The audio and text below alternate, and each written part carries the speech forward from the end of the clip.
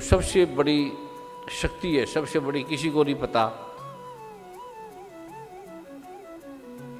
इस संसार से जो सबसे बड़ी शक्ति है वो चीज शक्ति है, चीज शक्ति, उसका किसी को ज्ञान नहीं। वो रात्रि देवी है, रात्रि देवी।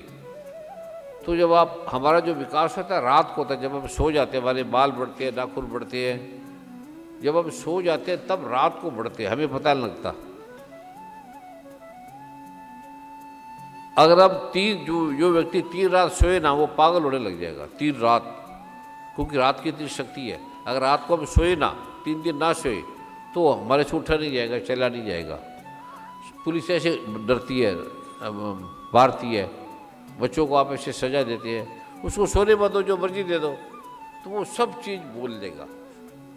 रात्रि देवी की इतनी शक्ति है। हम अगर रात को सोए ना तो बड़े रोग पैदा हो जाएंगे, और रात को सोते सोते हमें पता नहीं लगता हमारे कब रोग कटते हैं, कौन काटता है। और सोने से भी जो बड़ी है वो प्रज्ञावरोध है, सोने से भी बड़ी शक्ति, उसमें आप अब जाएंगे तो वहाँ हमारे कर्मों का जो जाल है वो कटता है, वहाँ साक्षात देवी उसको काटती है। इसमें देवेतर शीर्षक है, आप पढ़ेंगे, वेद का है।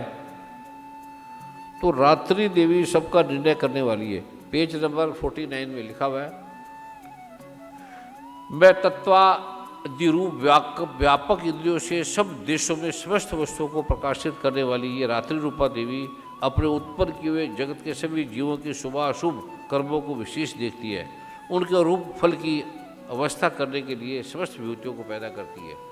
ये देवी अमर है, संपूर्ण विश्व को नीचे से ऊपर फैलने वाली लता को, बढ़ने वाले वृक्षों को, पेड़ों को, बच्चों को, जानवरों को, पशुओं को, पक्षियों को, इतना ही नहीं, ये ज्ञानमयी ज्योति से जीवों के ज्ञान अंधकार का नाश कर देती है।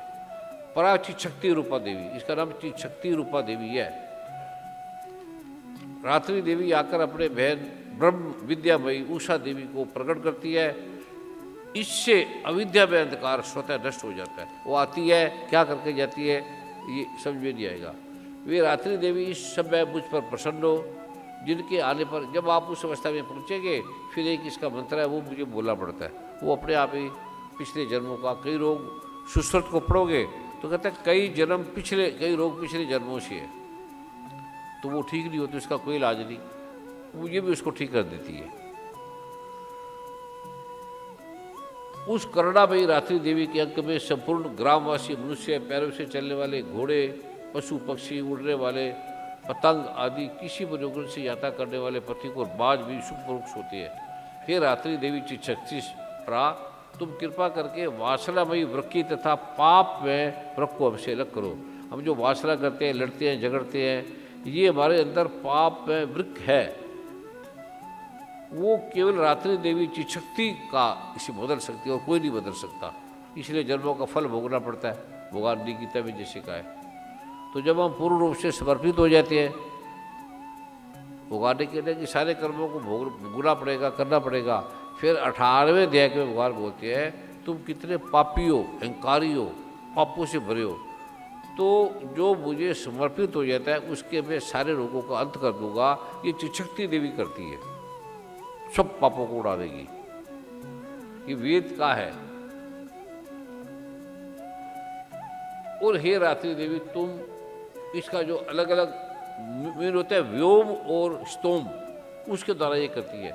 परम व्योम स्वरूप परमात्मा की पुत्री, तुम्हारी कृपा से मैं काम आदि तस्कर वस्तुओं को जी चुका हूँ। तुम स्तोम की भांति मेरे इस हविष्य को ग्रहण करो, जो वे भी कराएंगे।